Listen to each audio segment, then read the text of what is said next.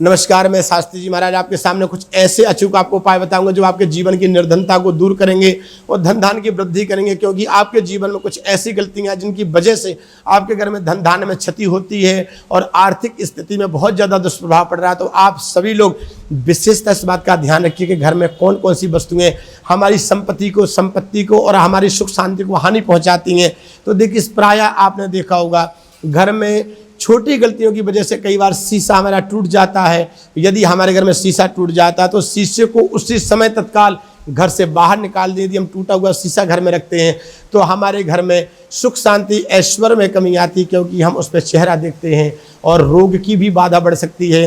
दूसरे नंबर पे आपके घर में प्रायः देखा जाता है कई बार मूर्तियाँ खंडित हो जाती हैं, या हमारे चित्र होते हैं पेपर में और मूर्तियां फट जाती हैं तो भी खंडित मानी जाती है। तो इस तरीके का कोई अगर हमारे घर में देव चित्र रखा हुआ है वो खंडित उस मूर्ति को तत्काल किसी जल में प्रवाहित कीजिए, क्योंकि वो नकारात्मक ऊर्जा हमारे घर में छोड़ती है, सकारात्मक ऊर्जा खत्म कर देती है, जिसकी वजह से हमारे घर में सुख शांति चैन छिन जाता है और हम परेशानियों से उलझने लग जाते हैं और हमारे बने हुए काम बिगड़ने लगते हैं। तीसरे नंबर पर यदि आपके घर में कबूतर घोंसला बनाता है तो कबूतर का घोंसला आपके घर में सबसे ही ज़्यादा नुकसानदायक है। कबूतर का घोंसला बनते ही आय के स्रोत बंद हो जाते हैं और खर्चे बढ़ते चले जाते हैं और कोर्ट कचहरी के भी चक्कर लगाने का माहौल बन जाता है। तो आप सभी से निवेदन है कि यदि घर में कबूतर छत में बैठता है, क्योंकि कबूतर बुध और राहु की युति होने से कबूतर की उत्पत्ति, तो कबूतर जो बुध और राहु की युति का कारक है, तो कबूतर को दाना खिलाना जितना महत्वपूर्ण और लाभकारी है वो कबूतर का वहाँ पे घर के ऊपर पोटी करना और उसके पंख गिरना उतना ही अशुभ सूचक है। इसलिए कभी कबूतर को घर के छत पर ना बैठने दें।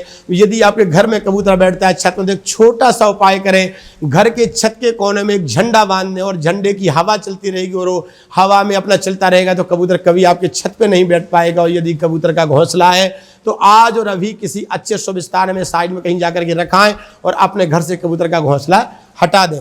और यदि आपके घर में किसी प्रकार की चमगादड़ रहती है तो चमगादड़ आपके जीवन में बहुत ज़्यादा कष्ट और रोग में वृद्धि देती है और घर को अंधकार में ले जाती है, क्योंकि चमगादड़ अंधकार में रहने वाला जीव है। तो जब अंधकार वाला जीव आपके घर में प्रवेश करेगा तो ये प्रायः देखिए कि आपके घर में और आपके जीवन में अंधकार छा जाएगा और सभी खुशियां धीरे धीरे क्षीण होने लग जाएंगी। तो घर में यदि आपके चमगादड़ को जरूर घर से बाहर निकालिए, क्योंकि हमारे जीवन के लिए बहुत बड़ा हानिकारक है और भाग्य में बहुत बड़ी रुकावट लाती है। और प्रायः घरों में देखा जाता है कि सब कुछ होने के बावजूद भी घर में सुख शांति नहीं है, निरंतर परेशानियां बढ़ती चली जा रही हैं। आखिर क्यों?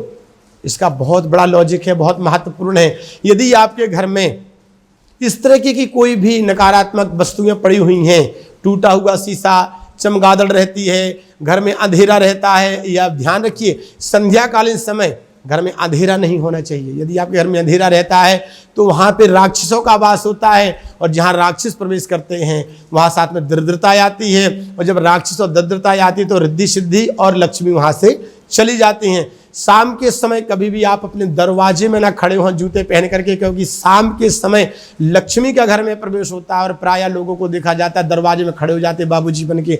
आप दरवाजे में अगर जूता पहन के खड़े तो लक्ष्मी आपको देखते ही वापस लौट जाएगी। दरवाजे में हो सके तो घी का तेल का दीपक जलाइए दरवाजे में संध्याकालीन, से लक्ष्मी की विशेष वृद्धि होती है। तो घर में जो नकारात्मक चीज़ें हमने आपको बताई हैं, टूटा हुआ शीशा, टूटी हुई मूर्ति, कबूतर का घोंसला और साथ में आपको चमगादड़ जैसे उपाय बताकर ऐसी चीज़ें आपके घर में हैं तो उनको शीघ्र ही घर से बाहर कर दीजिए, नहीं तो आपकी परेशानियों से आपको निदान प्राप्त नहीं होगा।